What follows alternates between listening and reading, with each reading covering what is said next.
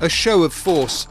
These are soldiers from the British Army's Parachute Regiment training for action, storming and taking control of a replica enemy town. With the UK and its NATO allies facing an increasingly hostile Russia, this international training exercise on Salisbury Plain was perhaps designed to send a message to Moscow. But it might also have been aimed at those critics who say the British Army is being hollowed out and desperately needs to win more money from this summer's defence review. How can we actually modernise our defence forces and actually make sure that we have that cutting edge and cutting advantage as doing it? It was something that, for me, coming into the job was really important that we had the opportunity to do that.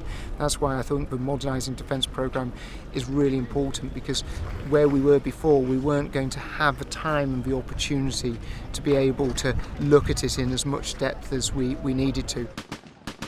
The British Army is facing challenges on a number of fronts, not only in terms of having to make cutbacks and savings, but also in terms of levels of recruitment and morale.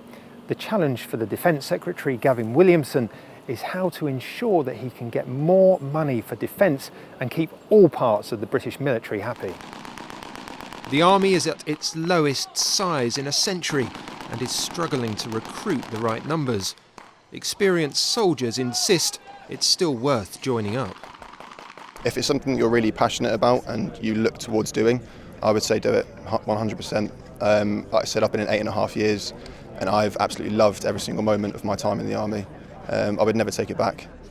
Meanwhile, there are questions over the Army's kit and equipment, with the lion's share of capital investment at the MOD being taken by the Air Force and the Navy.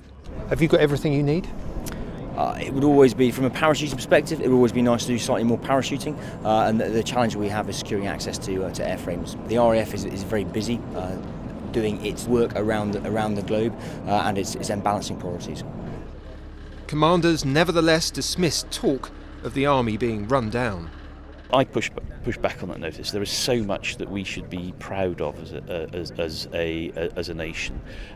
We are involved in over 25 operations worldwide in over 30 countries. We have a capital modernising programme of 178 billion over 10 years. That's big sums. We are at the heart of NATO, we're at the heart of the EU, we're at the heart of the UN, and we have some really strong partnerships because we are a strong and credible military.